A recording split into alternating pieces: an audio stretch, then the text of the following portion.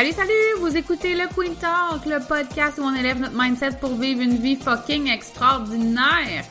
Je suis Audrey Trudel et je suis la coach de toutes celles qui souhaitent devenir la reine de leur vie. Dans les dernières années, j'ai bâti mon entreprise de coaching qui génère dans les 6 chiffres. J'ai quitté un emploi stable et sécuritaire dans lequel je ne me réalisais pas et j'ai abandonné tout ce qui ne me convenait pas pour me permettre de vivre ma vie de rêve. Ma philosophie à moi, c'est de vivre sa vie comme un ananas, de porter sa couronne, de se traiter comme une reine, d'être fière de soi et d'oser sortir notre côté sweet pour assumer notre unicité. Salut, salut! J'espère que vous allez bien. Aujourd'hui, sur le podcast, j'ai l'immense bonheur de recevoir Annie Prévost. Annie, je l'ai rencontrée sur les réseaux sociaux. J'en rencontre-tu, moi, du monde sur les Instagram? En fait, je l'ai rencontrée dans des groupes d'entrepreneurs. J'ai eu un coup de cœur pour Annie. Elle a une magnifique personnalité. Elle a de la drive mélangée avec aussi beaucoup de douceur, de compassion pour elle-même, pour les autres. Bref, Annie, c'est une femme que j'adore. Elle s'auto-proclame workaholic en rémission. C'est une maman de 2 enfants. Annie, par le passé, elle aussi, en fait, comme plusieurs d'entre nous, a été, en fait, dans la tourmente de la vie, dans la tourmente du métro, boulot, dodo. Elle a longtemps, en fait, caché sa souffrance. Elle a continué de performer, de vouloir se surpasser jusqu'au moment où elle a craqué. Et Annie utilise en fait son histoire, ses apprentissages, son parcours pour aider les femmes à vivre une vie plus alignée, pour que les femmes puissent vivre une vie dans laquelle elles se sentent bien. Donc, vous comprenez que sa mission à Annie me rejoint complètement.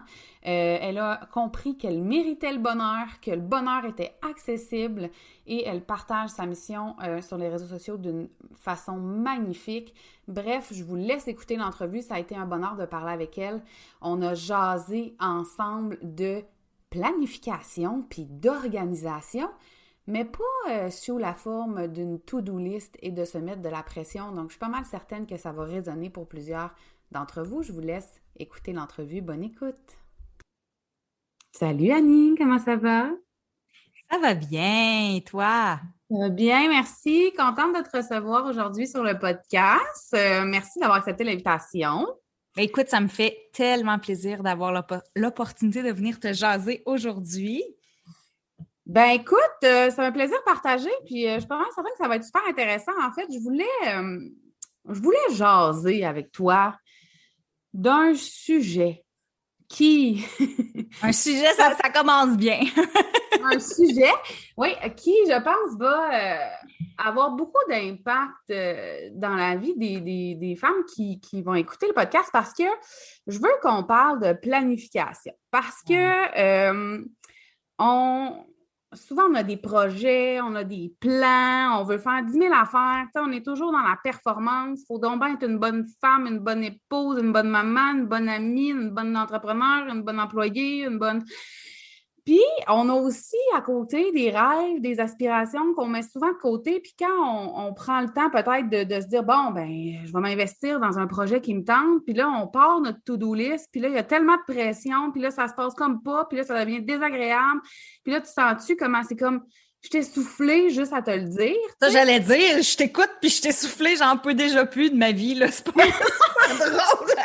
Puis, mais ça, on tombe souvent là-dedans.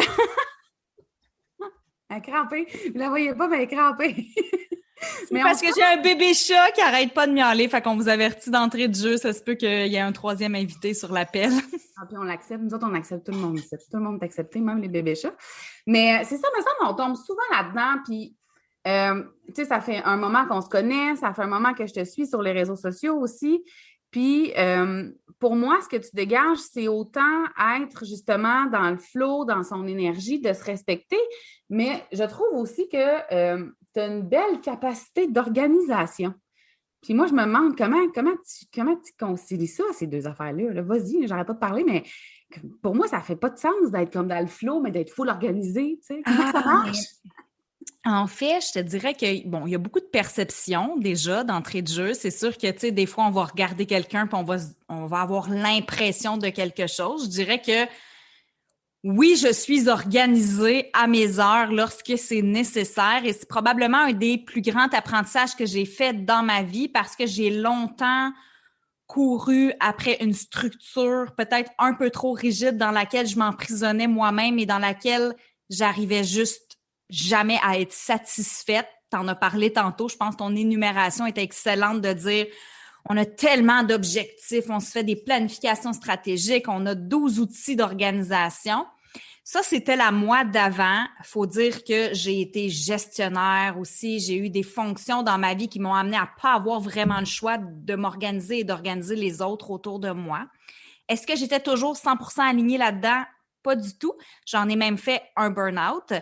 Là où je suis allée trouver mon équilibre, en fait, c'est au lieu de planifier de façon rigide, là, c'est d'être davantage déjà, bon, ça va avoir l'air cheesy, là, on l'entend souvent, mais c'est d'être davantage à l'écoute de moi, de mes besoins et de me poser des questions. Parce que on va beaucoup planifier en fonction de ce qu'on croit qu'on doit faire, de ce qui apparaît comme étant la bonne chose, une routine matinale XY, on doit se lever à telle heure pour être une entrepreneur performante, on doit s'entraîner tant de fois par semaine, on doit manger à telle heure. Donc, on va beaucoup planifier en fonction de ce qu'on croit être la bonne chose, en fonction de modèles, de gens qu'on va suivre, qui nous inspirent. Et on oublie tellement le plus important dans l'équation, moi. Qu'est-ce qui fonctionne avec moi? Se donner le droit d'expérimenter, d'essayer des affaires puis de dire, OK, ça, c'est peut-être pas la bonne chose. Je vais faire quelque chose de différent, même si ça a l'air contre-intuitif, même si c'est pas ce que j'ai l'habitude de voir. Je vais juste me donner le droit d'expérimenter, d'essayer. Et je vais aussi me donner le droit de faire des changements dans mon agenda sans me sentir coupable, de jouer avec ça, en fait. Donc, oui, un outil, mais pas un carcan. Et pour moi, ça fait toute la différence. C'est de revenir à la base, les questions d'abord, comprendre la base, c'est qu'est-ce qui est important pour moi, c'est quoi mes valeurs, où est-ce que je veux m'en aller. Puis après ça, de regarder quelles sont les actions que je vais mettre en place pour y arriver, pour m'assurer que ça reste bien connecté aussi avec ce que je veux. Il y a quelque chose que je veux te demander par rapport à ce que tu dis, c'est, tu parles d'être connecté à nos besoins, puis c'est quoi nos valeurs et tout ça, mais,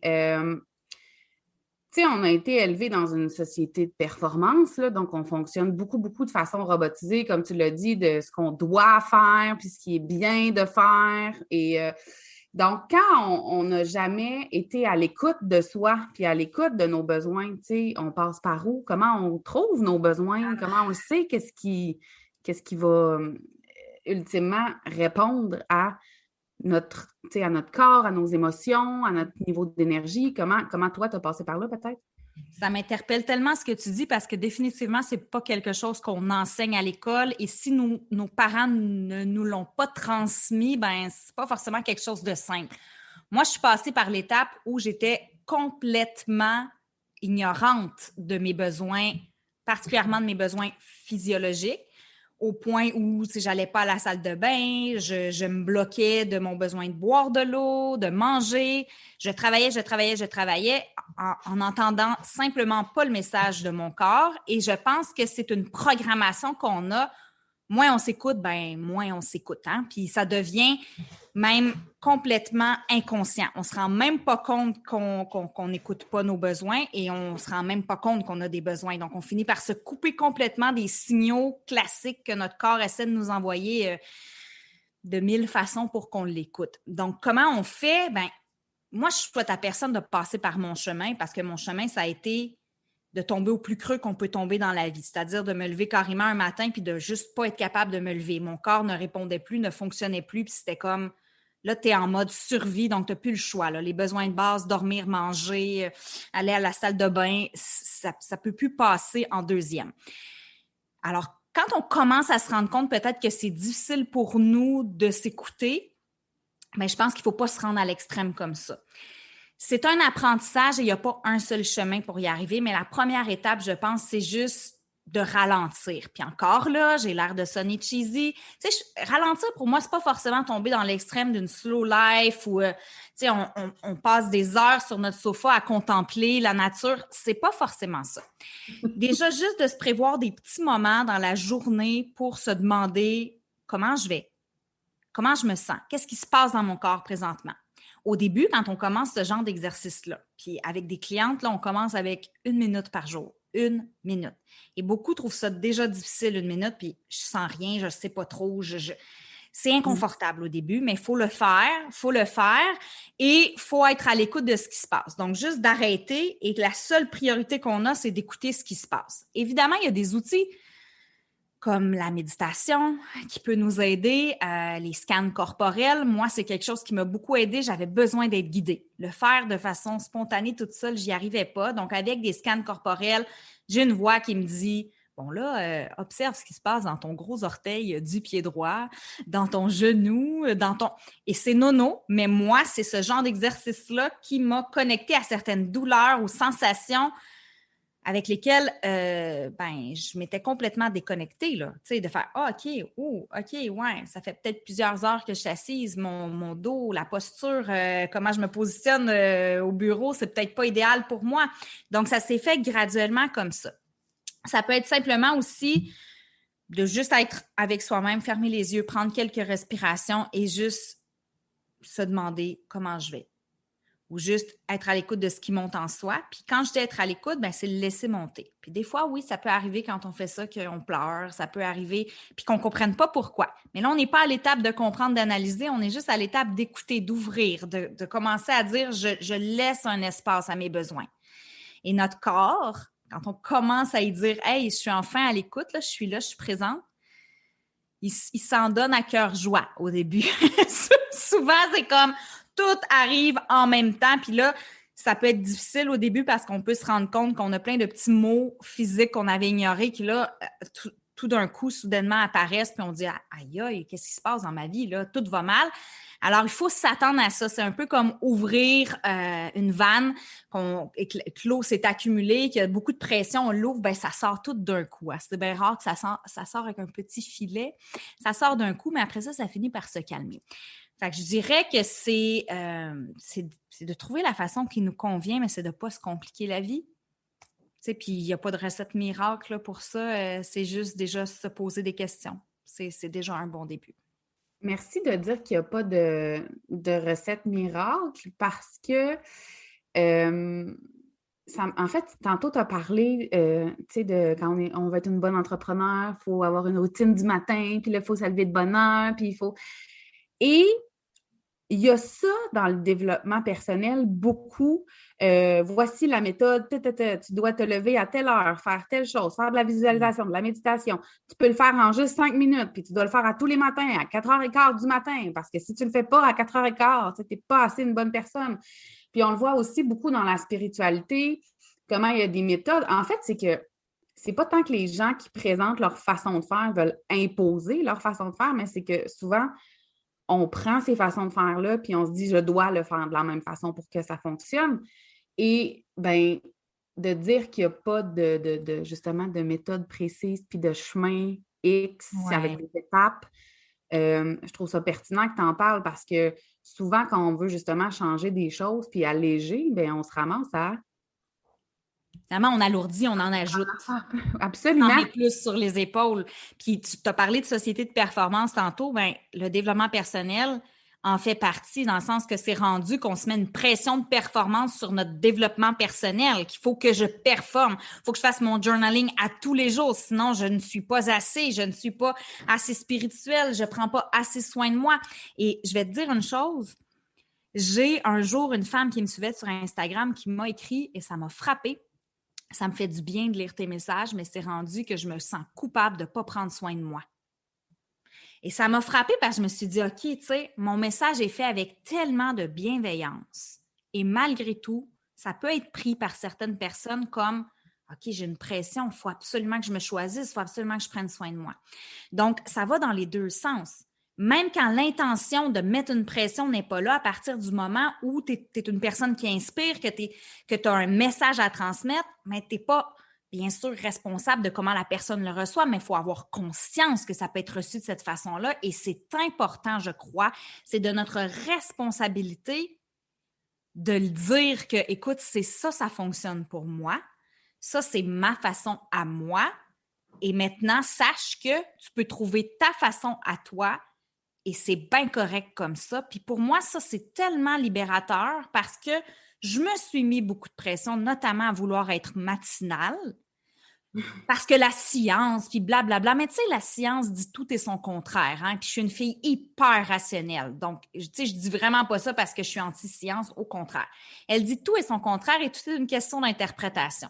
On va dire, on est plus productif à telle heure de la journée. Écoute, il y a quelque chose qu'on appelle le rythme circadien et il y a définitivement, autant chez les animaux que chez les humains, des espèces qui sont plus nocturnes et d'autres qui sont plus matinales. Et à partir du moment où on arrête juste de se battre contre ça, puis qu'on s'observe, puis on se dit, OK, moi, à ce moment-là, ça fonctionne pas. Et moi, à ce moment-là, ça fonctionne. Ben, je respecte ça. Je suis à l'écoute de qui je suis. Et je me dis, le plus important au final, c'est quoi?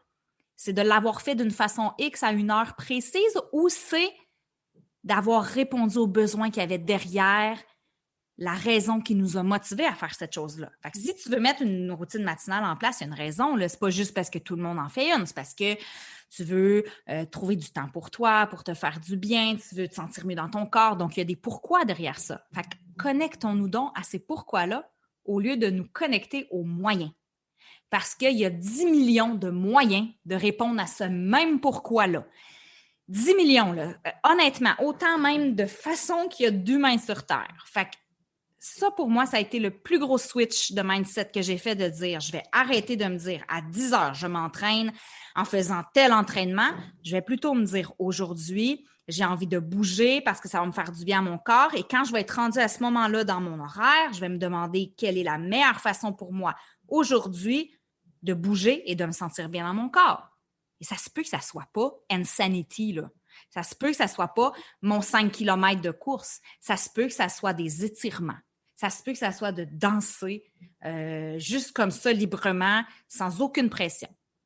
Mais je m'autorise à me poser cette question-là. Qu'est-ce qui est aligné avec moi ici et maintenant? Même si je l'ai planifié il y a une semaine, ici et maintenant, qu'est-ce qui répond à mon besoin maintenant? C'est drôle parce que j'allais te demander justement comment ça fonctionne quand tu veux vivre comme ça, puis tu planifies, puis là, tu m'as dit, même si je l'ai planifié là, une semaine. Donc, il y a des plages horaires, mais il n'y a rien de nécessairement défini dans le béton pour la vie, puis on ne déroge pas de ça. Définitivement. Puis honnêtement, là, je trouve tellement qu'il y a une mauvaise compréhension de la planification, là. Moi, j'ai étudié là, en gestion. Là. J'ai une maîtrise en gestion. J'ai appris à faire des planifications stratégiques. Et on nous apprend qu'une planification n'est jamais coulée dans le béton et que peu importe ce que tu as mis sur papier un an d'avance, là, tu devrais toujours être capable de te poser des questions, de dire est-ce que c'est toujours ça qui est pertinent? Est-ce qu'il y a des réajustements à faire? C'est pas parce que tu as planifié que tu n'as plus jamais à te poser de questions. Puis ça, c'est l'erreur que les gens font. Ils s'assoient le dimanche, ils planifient leur repas de la semaine, admettons, là, ou ils planifient toute leur semaine. La vie est remplie d'impondérables, tellement plein de choses qui nous tombent dessus qu'on n'a pas prévues. Alors, il faut s'ajuster à ça. Et c'est à partir du moment où on essaie de rester dans notre boîte malgré tous ces imprévus-là qu'on finit par être pas bien, qu'on finit par s'en mettre tellement trop sur la tête parce qu'on se dit hey, là, j'ai ça qui arrive, mais il faut quand même que je m'en tienne à ce que j'avais planifié parce que sinon, ben, je serais pas bonne. Non, excusez-moi, pardon, là, mais tu sais, regarde, si tu le files pas, là, tu vas avoir zéro résultat. Fait que quand bien même si tu t'es fait un beau plan pour comme être productive, ben, tu vas procrastiner, tu vas tourner en rond, tu ne seras pas créative. Écoute, si ça ne file pas right pour toi maintenant, même si c'est écrit dans ton agenda, tu perds plus de temps à essayer de te forcer à le faire que de te dire « OK, là, je prends conscience que ce n'est pas aligné avec moi maintenant. Comment je peux replanifier? Comment je peux réorganiser mes choses? » Je ne dis pas de faire comme tous les jours, je me lève et je vois au fil de la minute ce que je vais faire de ma vie. Tu sais. Là, ça se peut que j'aie quelques pertes de temps ici et là. C'est plus de dire, OK, ça file pas. Right pour moi maintenant, ça fait pas de sens. Qu'est-ce que je peux bouger? OK, je pourrais faire ça à la place ou je pourrais mettre ça à cet endroit-là ou je pourrais le faire différemment. Et quelque chose que j'aime enseigner, c'est une question très simple. Quand tu te sens submergé, dépassé, quand ça ne te convient pas, quand tu as l'impression que tu n'as pas de temps pour toi, que tu n'y arrives pas dans ton horaire, bien, demande-toi qu'est-ce que je peux simplifier qu'est-ce que je peux déléguer et qu'est-ce que je peux carrément éliminer. Puis, on me dit tout le temps, moi, mais il n'y a rien que je peux enlever. Attends une minute, là. On va prendre le temps. Donne-moi ta liste, là, moi, t'en trouver des affaires à enlever. Tu sais, genre, tout plier les bas, là, par paire. Tu sais, je peux t'en sortir des tâches inutiles comme ça que, OK, tu sais, je comprends, t'aimes ça, mais est-ce que c'est vraiment absolument nécessaire? À partir du moment où tu veux libérer du temps, tu peux trouver des choses qui sont moyennement pertinentes ou urgentes ou nécessaires dans ta vie et que quand tu auras du temps et que tu auras juste ça à faire, tu le feras, là. Mais à un moment donné, il faut lâcher prise sur des choses. Fait que ça, c'est ma stratégie numéro 1. Quand j'ai des imprévus qui me tombent sur la tête, ben tu sais, je regarde comment je peux me réajuster. Et c'est ça la clé, flexibilité. Et c'est ça le mot que les gens oublient quand ils planifient. Planifier, c'est rester flexible. C'est hyper important. Sans ça, c'est pas de la planification que tu fais, là. Je sais pas moi, c'est de l'emprisonnement, là. Oui, on se met dans une espèce de cadre d'armée, puis si on n'arrive pas à tout faire, on devient hyper, hyper frustré, vraiment. Puis on est toujours frustré. Allô, le bébé chat, vous voyez pas bien un bébé chat. On devient frustré après nous-mêmes, là. C'est comme nous qui n'est pas assez puis qui n'en fait pas suffisamment. Puis, je voulais revenir sur les tâches qu'on peut enlever, tu sais, puis le lâcher prise, parce que dans les dernières années, il est arrivé des événements, tu sais, assez graves dans ma vie. Puis moi, je suis une fille très dans mon énergie masculine, dans l'action, tu sais, de m'arrêter, c'est comme ça, c'est une tâche. M'arrêter, c'est une tâche bien difficile. Mais quand arrivent des événements comme mon frère qui rentre à l'hôpital, parce qu'il fait un arrêt cardiaque, puis tout ça, puis il est décédé durant quand même 1h15. Il est vivant maintenant aujourd'hui, là, pour celles qui ne savent pas, mais il est décédé quand même longtemps. Étrangement, puis là, je veux ramener ça dans vos vies personnelles, là, mais étrangement, tout ce qui urgeait, là, moi, cette semaine-là, je devais aller me chercher un appartement à Montréal. J'avais des clientes, j'avais des enregistrements de podcasts à faire. Étrangement, tout ça, ça ne s'est pas fait et personne, il est arrivé rien de grave, là. Exactement. À quel point tout a tout le temps l'air important, mais quand arrive un événement vraiment important, qui vient tout chambouler puis qui prend toute la place parce que ça, c'est important, la vie de quelqu'un que tu aimes, ben à quel point tu réalises qu'il y en a des choses que tu fais qui servent vraiment à rien dans la vie. Définitivement. J'adore ce que tu dis parce que on attend souvent des événements extrêmes comme ça pour faire ces prises de conscience. Moi, ça a été un burn-out. Des fois, c'est le décès d'un proche, la maladie. Puis on fait comme, OK, tu sais, j'ai priorisé ces choses-là pendant tellement longtemps et tout ce que j'ai toujours dit que j'avais donc pas le temps de faire et que je n'ai pas priorisé, je suis plus capable d'entendre des gens dire j'ai pas le temps. Je suis juste plus capable, j'en développe une allergie chronique. Je ne prends pas le temps d'eux. Et quand on vit des événements comme ça, on le réalise. Je ne prends pas le temps d'eux. Puis là, c'est pas un message qui a pour objectif de culpabiliser. C'est un message qui a pour objectif de te dire assume-toi s'il te plaît. Mm-hmm. C'est correct. Moi, je prends pas le temps de m'entraîner en ce moment. Ça fait pas partie de ma liste de priorités. Est-ce que je vais me taper sur la tête pendant une semaine? Non, parce que j'assume. Je prends la responsabilité de mon horaire et de ma vie. Je ne suis pas une victime de mon horaire. Je suis maître de mon horaire. Et ce sont des choix que je peux faire chaque jour.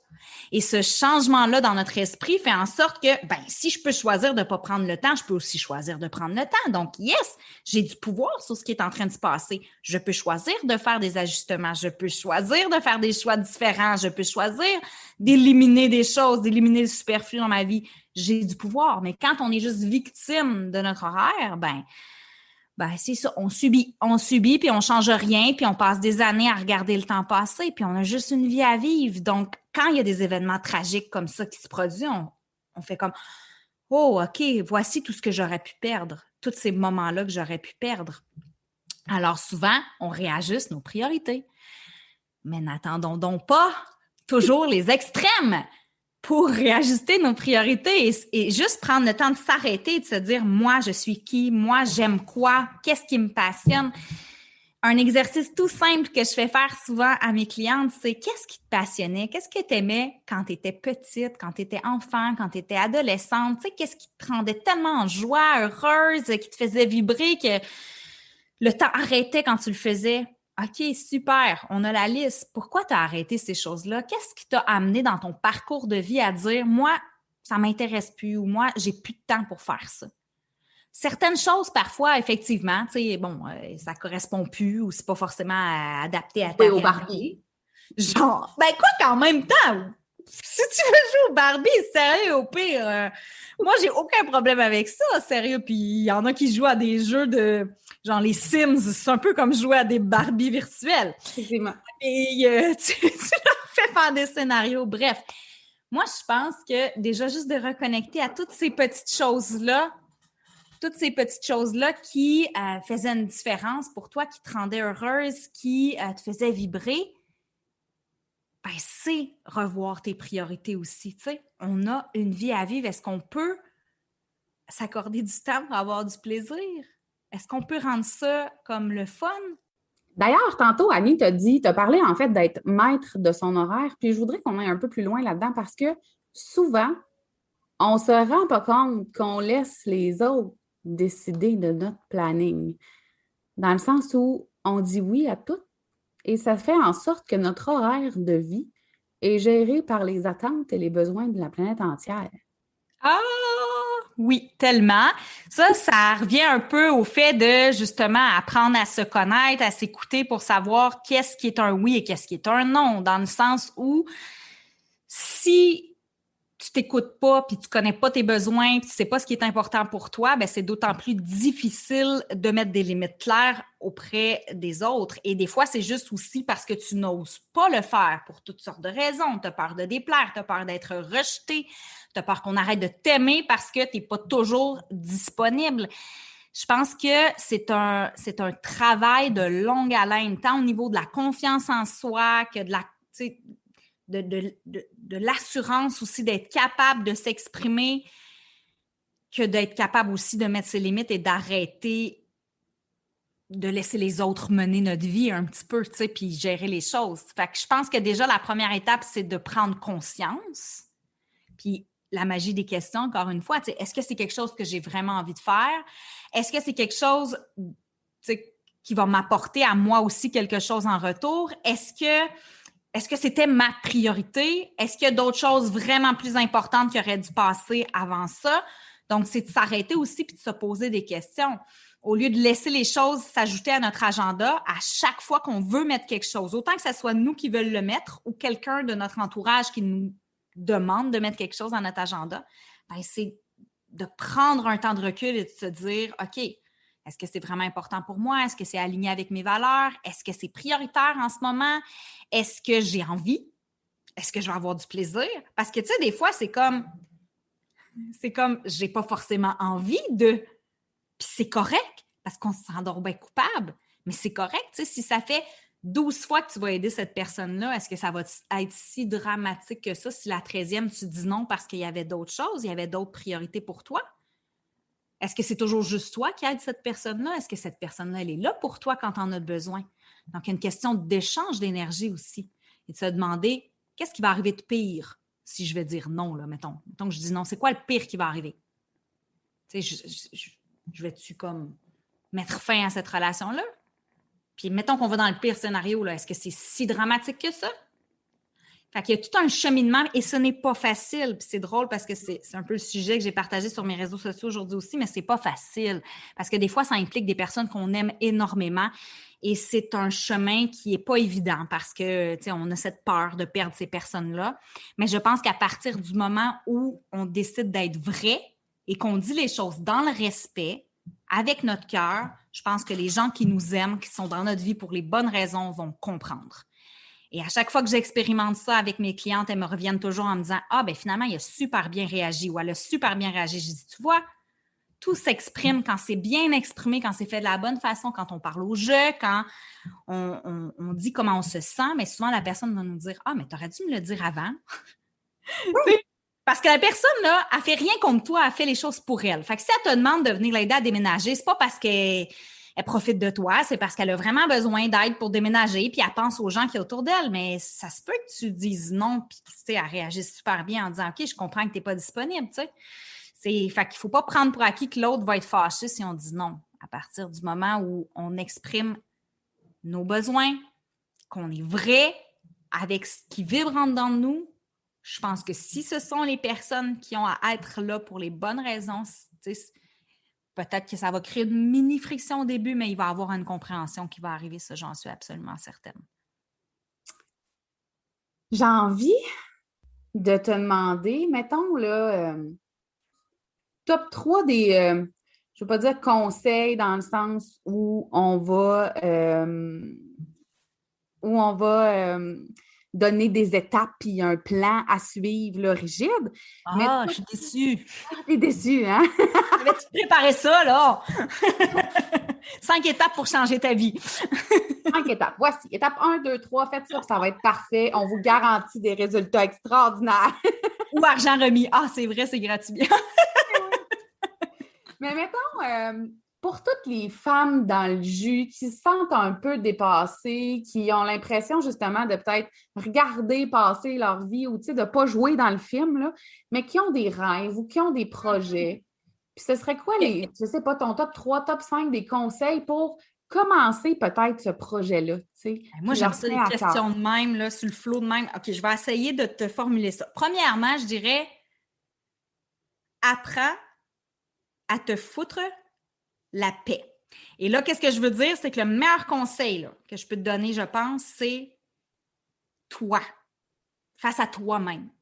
Prends conscience des exigences que tu t'imposes à toi-même et que ça vient de toi bien souvent. Alors, quand je dis apprendre à se foutre la paix, c'est de se dire, OK, tu sais, où est-ce que je peux lâcher prise? Où est-ce que je peux être moins dans le contrôle? Qu'est-ce qui, dans le fond, n'est pas vraiment grave? Et ce cheminement-là, il est à la base de tout, selon moi. Fait que ça serait mon conseil numéro 1. Fait que apprendre à se foutre la paix et à dire, tu sais, c'est-tu vraiment grave? Là? Donne-toi un break, s'il te plaît, parce que dans la majorité des cas, tu es ton pire bourreau. C'est toi, ton pire bourreau. Annie a dit, donne-toi un break, s'il te plaît. Puis moi, j'aimerais mieux vous dire... Donne-toi un crise de break. C'est ça que je dis d'habitude. Je me suis forcée. Là, ouais. Donne-toi un break, calice. C'est le même qu'on le dit. Donne-toi un crise de break. Voilà. Et ça, c'est numéro 1. Numéro 2, planifie les pourquoi au lieu de planifier les comment. Alors, comme j'ai dit tantôt, c'est de mettre à ton agenda peut-être des plages horaires. Et quand je dis les pourquoi, c'est, admettons, tu veux avoir des moments pour prendre soin de ton corps. Tu vas avoir des moments pour apprendre des choses. Tu vas avoir des moments pour avoir du plaisir, des moments pour connecter avec des gens que tu aimes. Et planifie ça sans forcément mettre à ton horaire trop d'avance exactement de quelle façon tu vas le faire pour te donner le droit de juste choisir le moyen qui va te convenir à ce moment-là. Et la meilleure façon pour ça, c'est d'être rendu à ce moment-là, puis de voir qu'est-ce qui vibre en moi aujourd'hui, puis comment je me sens aujourd'hui. Tu sais, quand on planifie un pique-nique 3 mois d'avance, tu sais, ça se peut que cette journée-là, ça ne tente pas de voir du monde. Ça se peut que tu trouves que tout le monde te tape ses nerfs. Fait que là, tu vas te sentir mal, puis tu vas y aller pareil, puis tu vas te l'imposer, puis bon. Fait que donne-toi le droit de dire, OK, ça se peut qu'aujourd'hui, connecter avec des gens, ça soit de passer un coup de fil, tout simplement, parce que c'est ça qui me convient et qui respecte mon énergie que j'ai aujourd'hui. Qu'est-ce que je peux dire d'autre? Numéro 3, donne-toi le droit de changer d'idée. Donne-toi le droit de changer d'idée, c'est correct. Écoute, tu peux tout effacer puis recommencer. C'est pas une œuvre d'art, un agenda. Je dis ça parce que ça n'a juste pas de sens à quel point il y en a qui se mettent de la pression avec ça, sont comme quasiment gênés d'effacer ce qu'ils ont écrit dans leur agenda parce que ça sera pas beau. Ou ils procrastinent d'utiliser leur agenda parce que là, ils ont peur de pas bien faire ou ils n'ont pas acheté les bons crayons. C'est un outil. Puis si tu ne l'utilises pas pour ça à quoi il sert, il y a un problème. Achète-toi des beaux cahiers de coloriage. Si tu as le goût de faire des œuvres d'art, ton agenda, tu peux barbouiller dedans, tu peux changer des choses de place. Tu sais, libère-toi de tout ça. Puis ça revient un peu au conseil numéro 1. Tout revient à ça. Apprends à te foutre la paix, s'il te plaît. Autre chose aussi... Ah oui, la procrastination, ça, c'est super important. C'est quelque chose dont je parle tout le temps, mais arrête de penser que c'est un problème, OK? La procrastination, c'est probablement le plus beau cadeau que ton corps et ton esprit te font. C'est-à-dire qu'ils sont en train de te crier un message que toi, tu t'obstines à ignorer.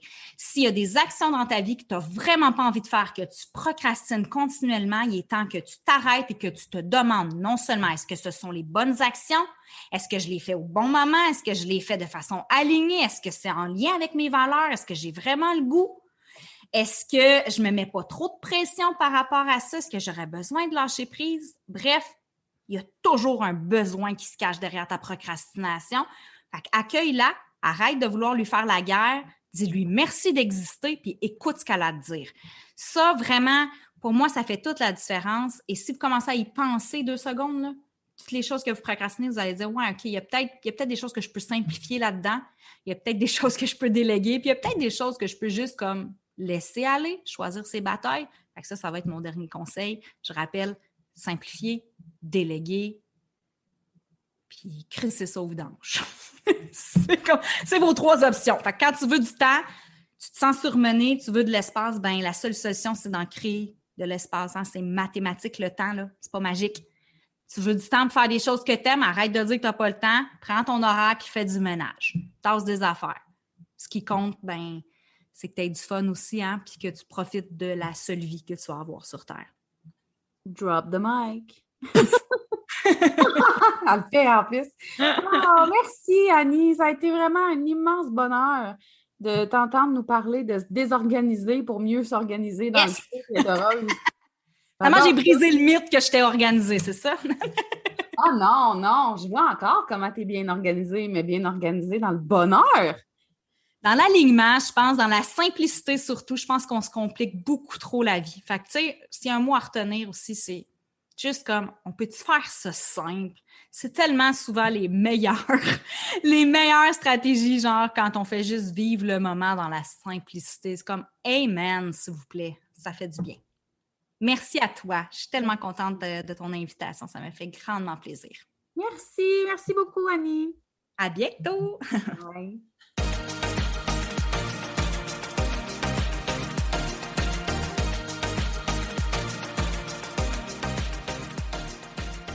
Merci d'avoir écouté cet épisode du Queen Talk. Je suis consciente que de prendre du temps pour soi, c'est pas toujours facile. Et je tiens à te remercier sincèrement d'avoir pris de ton temps avec moi. Si tu as aimé l'épisode, je t'invite à laisser un témoignage et à le partager sur tes réseaux sociaux afin qu'on puisse poursuivre la discussion ensemble. Et si tu veux en savoir plus sur ce que j'offre ou sur mes services, rends-toi sur mon site web au audreytrudel.com, sur ma chaîne YouTube Le Queen Show et tu peux aussi me retrouver sur Facebook et Instagram. On se voit dans le prochain épisode.